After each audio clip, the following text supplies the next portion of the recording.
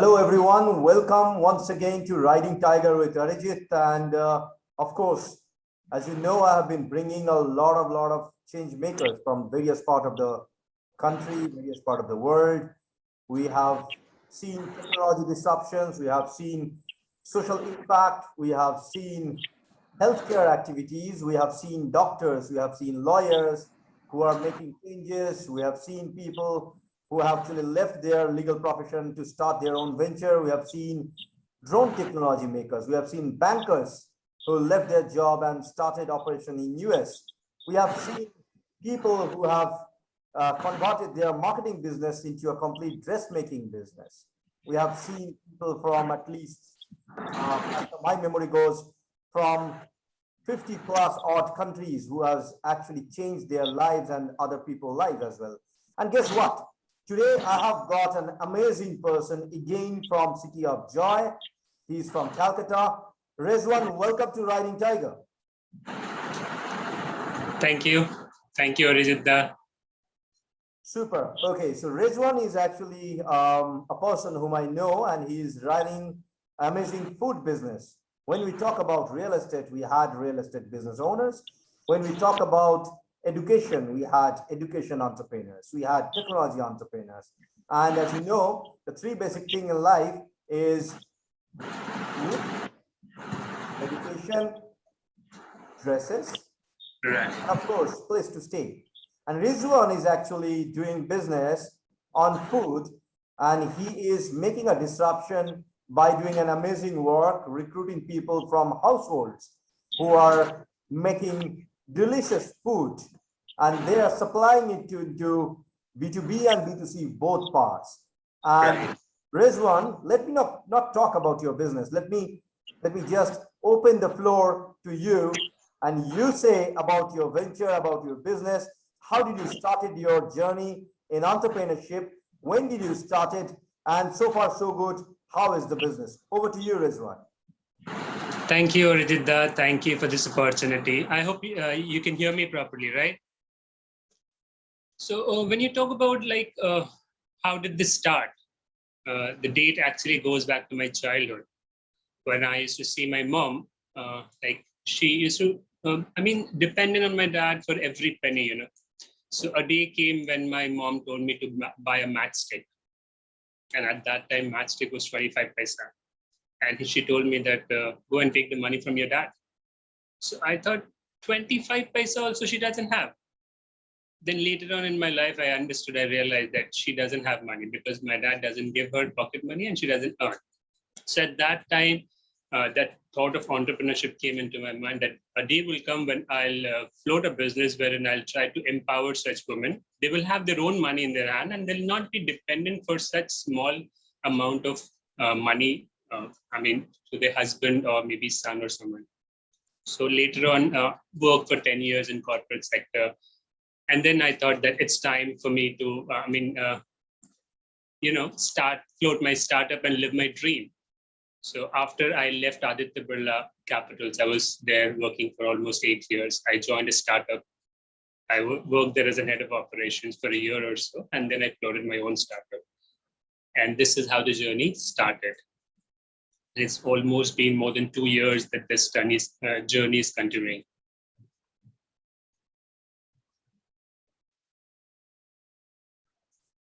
Amazing. So what's your business model? Is it like you are recruiting the homemakers and then you're asking them to cook something which is on your perspective, or you're actually getting order from your clients who are looking for probably some different kind of food, and you are diverting that same thing to your homemaker cooks? What's the business model?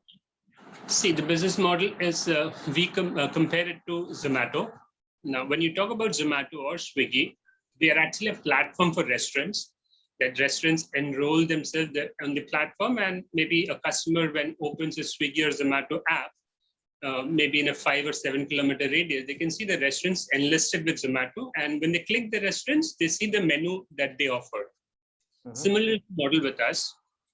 Unlike Zomato, we tie up with housewives.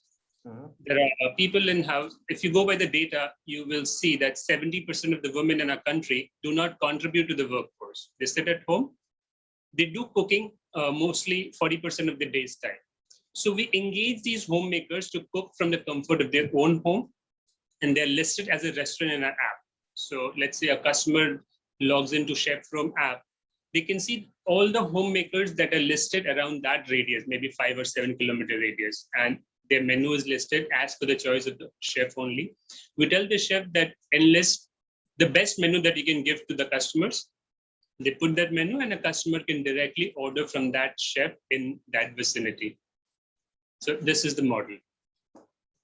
And so far, so good. How many consumers you have actually catered with?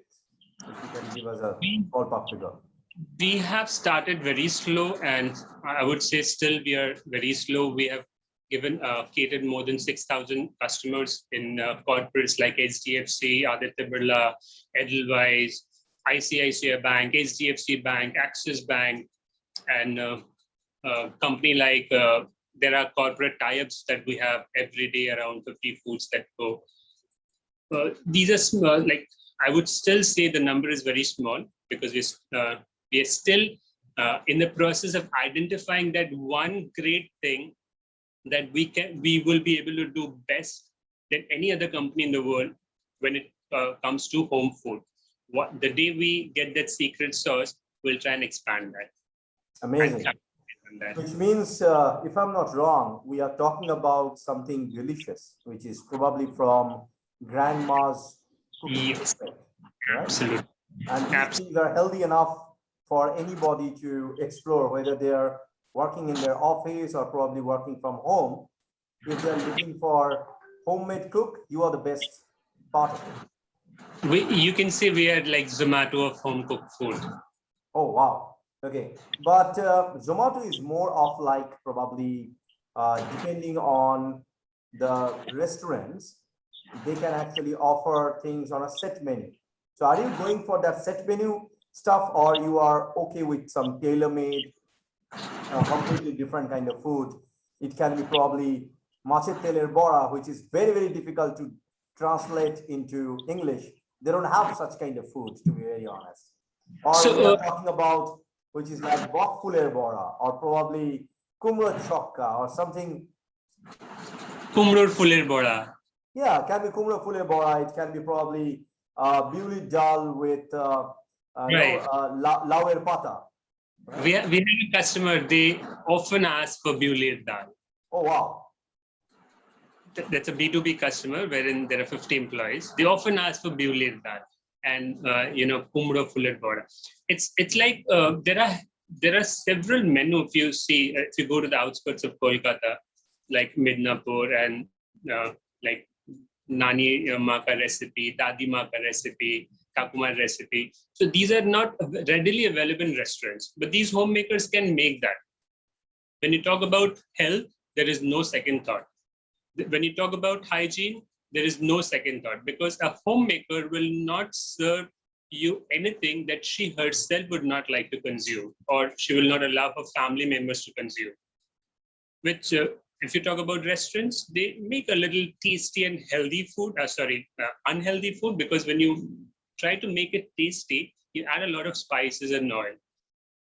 But, not only that, there are restaurants, there are FMCG product, if I'm not wrong, who are using cryo-frozen elements. For an example, if we look at probably fast chains like fast foods, who are making probably fish fry, or probably momo, or probably noodles, all these elements for the audience, to be very honest, if we look at a cloud kitchen concept, or probably a concept where you are actually supplying it from the central location, or you are opening up franchisees or own outlets, because of fast delivery, people love to go for cryo-frozen foods. That's not healthy at all, to be very honest, as far as nutrition. It's not at all. And when we talk about hygiene, when we talk about food creation, of course, we will always look at our mom, or probably the homemakers who would love to cook on the same speed, with the same kind of love, with same kind of passion. But Rizwan, I have a question. How do you manage the quality? Every day, if we look at our homemakers, at least, every day probably tastes differ from day 1 to day 5. So Right. how do you control that? How do you manage the quality and the taste, and what is your delivery mechanism? Do you have a partner who is delivering your food from the cooking location to your end client, or is it outsourced?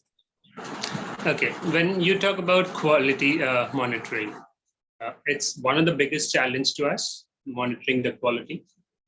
Now, what we do is we have set some rules for our chefs. First is that no one can get onboarded with us if they don't have a separate kitchen for them at the moment, because when people living in one room, and the chances of foreign particle entering into the food is high. So we made it mandatory that you should have a separate kitchen. Now, secondly, we set a list of products that, let's say, you use Everest ka masala, you use fortune ka oil, and then we do a random visit.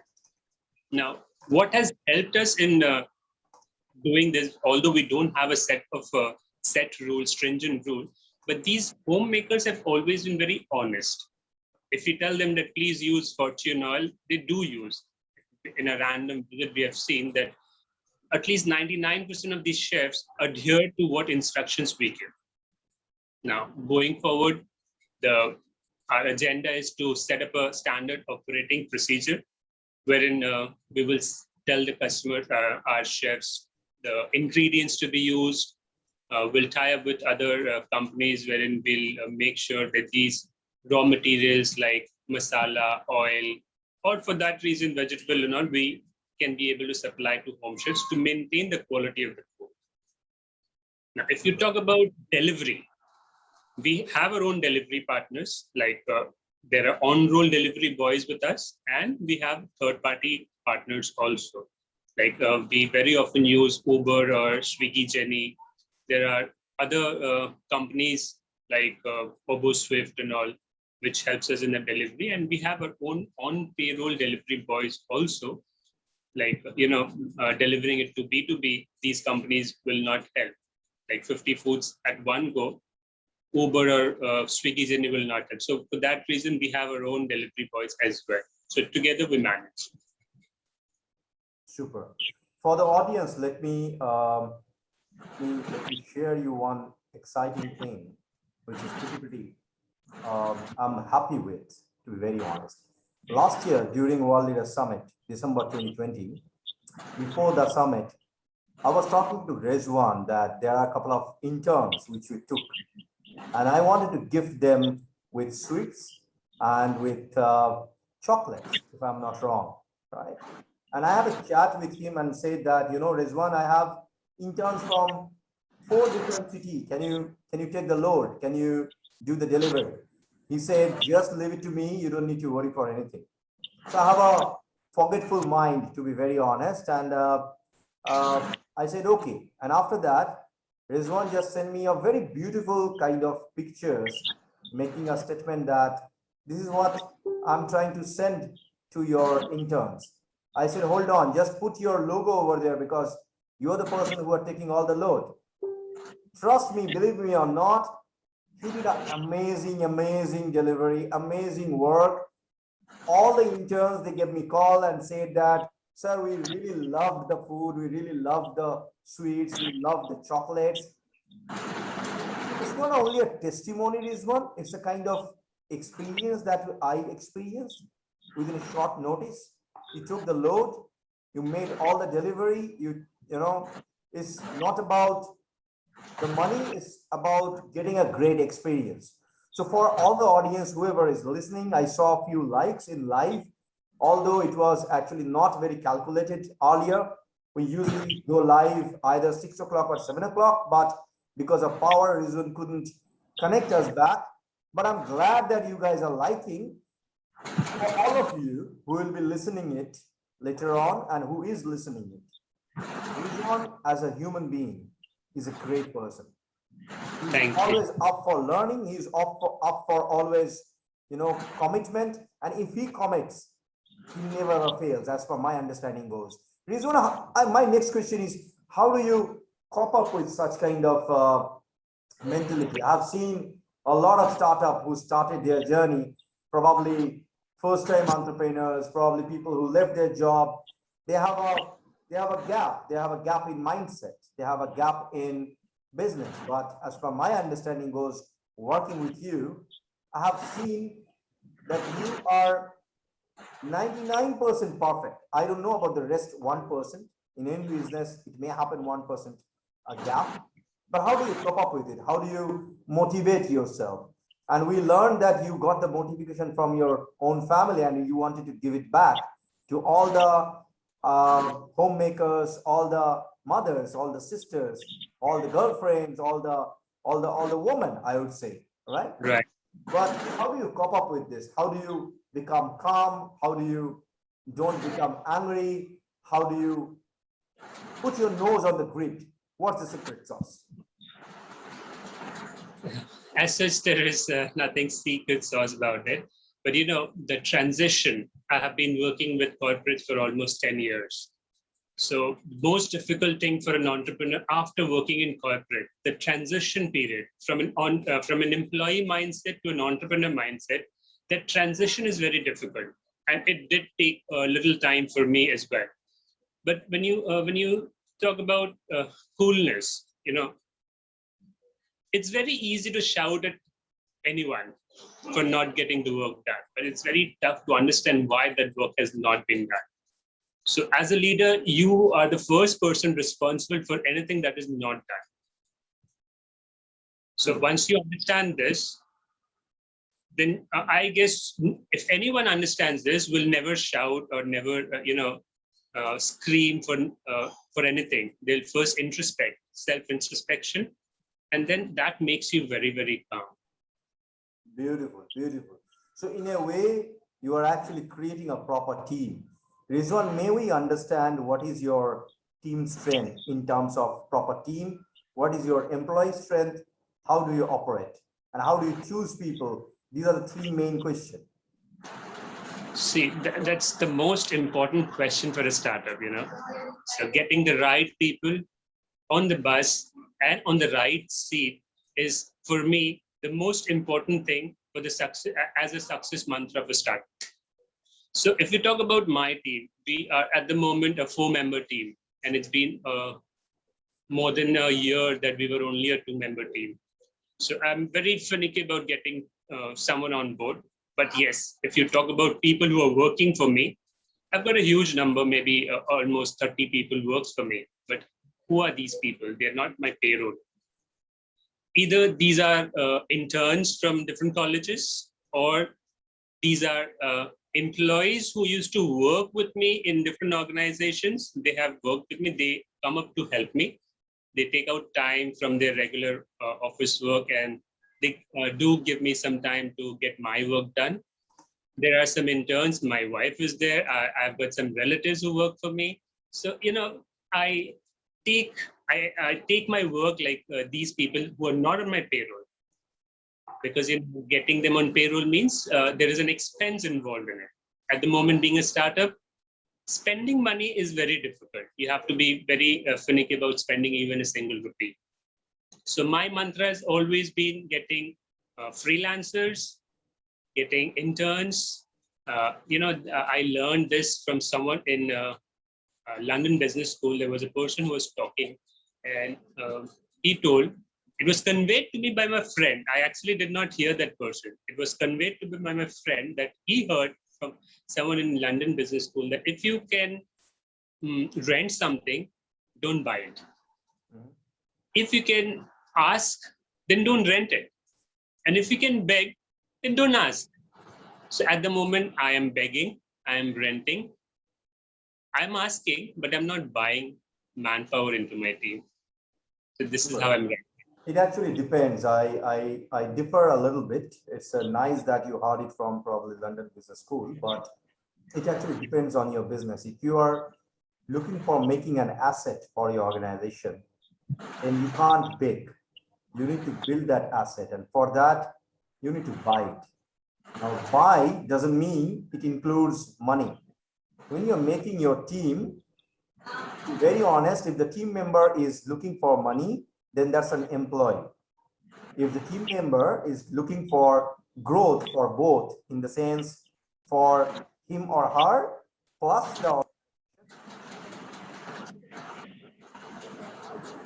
I can't hear you. Can you hear me now? Can you hear me now? Okay. So by virtue of growing the company, if he is looking for probably extra growth for his own career, that's how you build a team. And when you are a startup, if you can ask, perfect.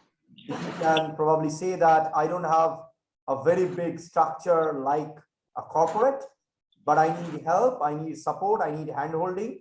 That's the way to grow any startup. That's the way to handshake with others and grow the venture.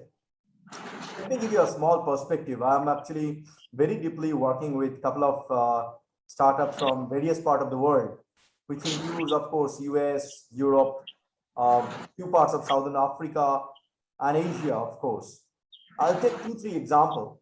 One of the startup who actually working from US, they build a prototype of a product and then looking for an expansion, looking for some amount of money to influx into the company, wanted to grow.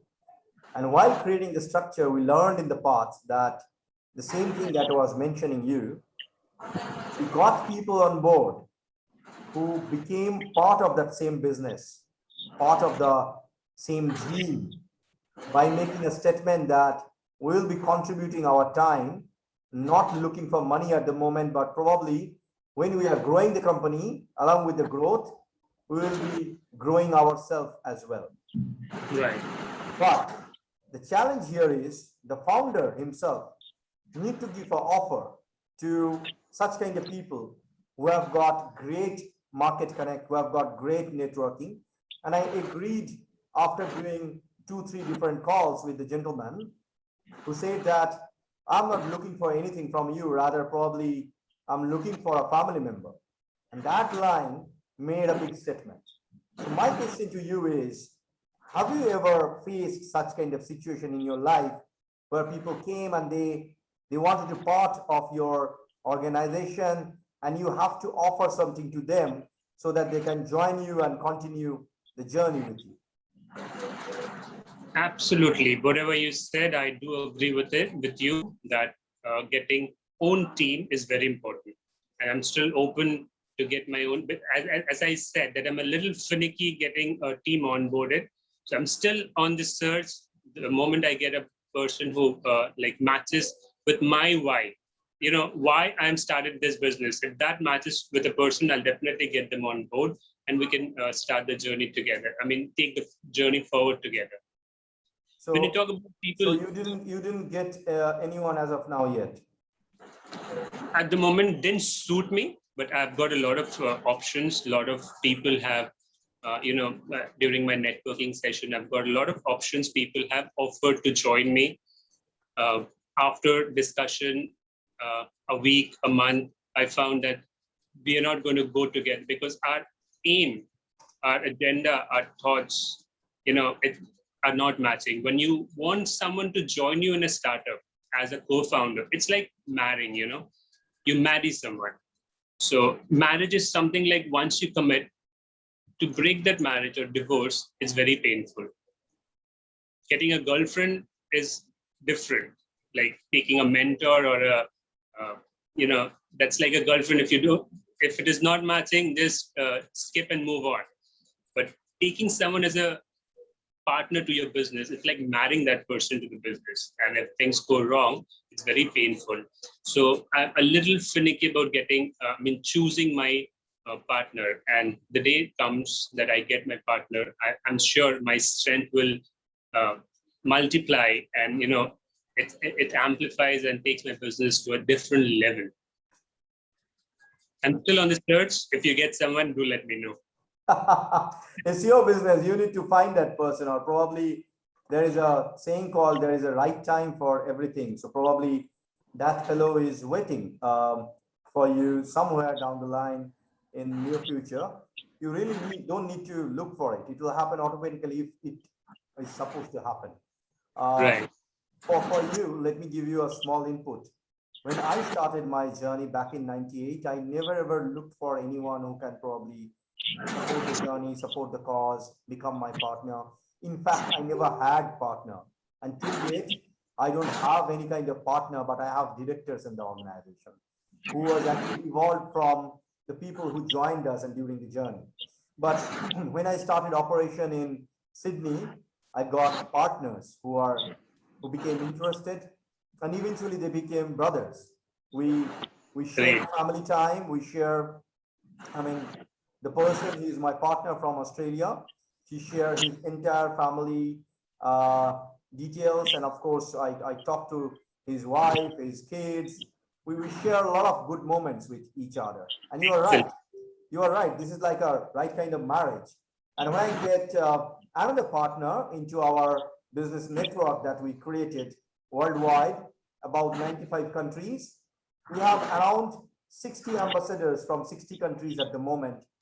And all these people are handpicked and chosen by virtue of doing conversation, and we know each other for quite a number of years. That's how these people came on board. And I got another lady from Malaysia. She is right now working over there in a corporate. She became part of it as a core member, and I started calling her as sister. And believe me or not, she started acting like my younger sister, literally. Excellent. Excellent. Things which is just like a sweet little sister. She's about 30 now, and she's like, okay, brother, you need to do this. Did you took your lunch on time? It's like, almost every day the text comes. Have you done your lunch? I know that you're busy, but this is your time for lunch. Great. Great. So this is the kind of relationship that people need to create, and it doesn't come just like that. It takes time. It takes, you can say, few bit of elements, which you are right. It takes a leadership capability. Now, talking about leadership, I have another interesting question for you. Sure. I'm sure you're taking a lot of homemakers. I'm sure from those group of homemakers, you have some people, some group, some woman, some mother who is probably trying to take the load, the burden from you and acting as a leader. And you as a leader, your responsibility is to make more and more leaders. That's the job of a leader. It's not creating followers, it's creating more leaders. Are you doing that? First question. Second, how many of such homemakers who are coming forward and saying, Rizwan, let me take the load from you? Two questions. Okay.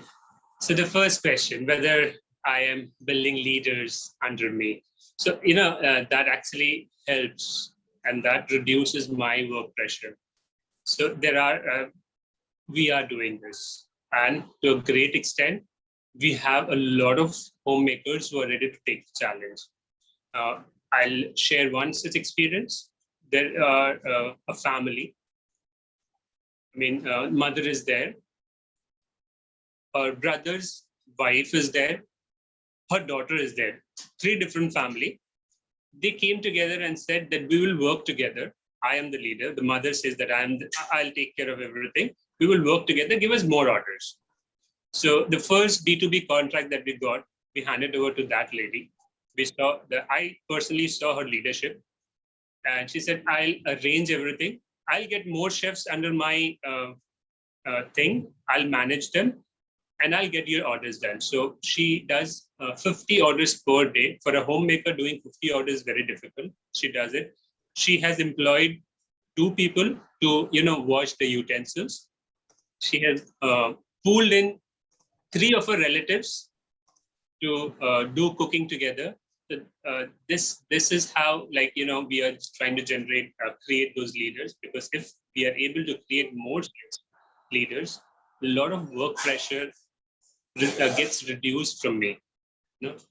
Your second question was how many such females are coming up. So I'm not very happy to announce that there are very less number of females that are coming up to take this leadership position. most of them are happy. I mean, delivering 2-3 orders a day, or maybe only weekends, because they are very engaged in their own family. So this leadership is, we are not getting much of a response for this leadership position at the moment, even though we have more than 250 females that have shown interest to join the platform. But when you talk about people coming forward for leadership, the number is not that big. That's a challenge. So it means from, and if I may ask you this question, this number is from how many cities, or is it only within Calcutta? Are you talking only within Calcutta or Bengal, or are you talking beyond Bengal? No, we are at the moment we are at the moment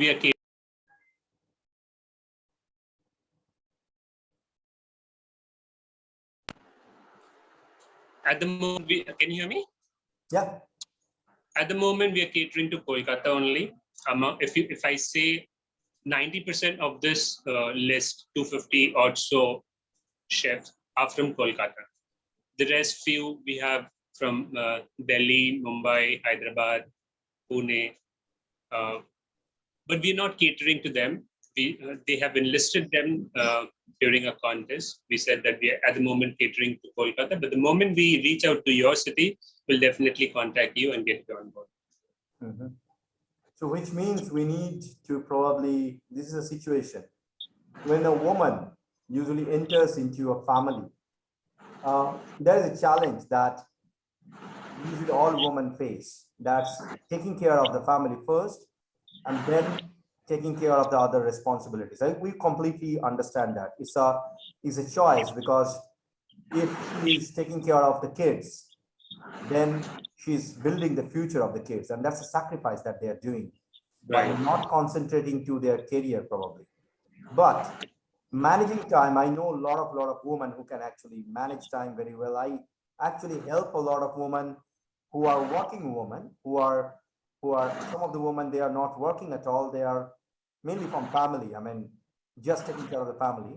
But yes, I somehow managed to encourage them to start and join, or probably join the family business, or probably start their own business in their life, despite of the fact that they have kids and their husband. They have been doing it. But I believe there is a need wherein people like you come forward and give them a strength that yes, you can do and become a leader in your own life. It's not about only how many orders you're catering. Maybe you can be a nodal point in some city for Rizwan and take the orders and distribute the same to some other woman inside your, maybe in your society. It can be within the range of your 1 kilometer. If you know more wives, housewives, homemakers, probably you can build a team and contact and connect with Rizwan to build and grow the business together. I think there is a huge opportunity to do that. My last question to you is, Rizwan, this is the last question in today's talk. Then we'll go for a rapid fire round. So the last question is, do you feel you are affected by COVID-19 in last 1.5 years or 2 years? If yes, how much you are affected? If no, how did you escape that and grow? See, absolutely affected. If you take the food business as a whole, it has been affected. And if you talk specifically about Chef's Room, our target market has been office goers. Like we have been, as I said in the earlier, that we have been catering to HDFC Bank and other Birla and other B2B sectors. So, there is lockdown. People are not coming to office. So we lost our target market suddenly. We didn't expect a lockdown to come. We were targeting the office goers. The lockdown said there is no office goers at the moment. Everyone is having homemade food now. So we suddenly had no buyers for our food. So we started like, if you're sick, why do you take the headache of cooking at home? Order from us and we'll give you homemade food. So we got some orders, but we were badly affected by coronavirus. I understand. Once it opens, we may again resume the business. I understand this situation. Okay, let's go for a rapid fire. This is like I'll be asking you very specific 3 to 5 questions, and whatever comes in your mind, you can always answer. Oh, cool. Super. Go ahead.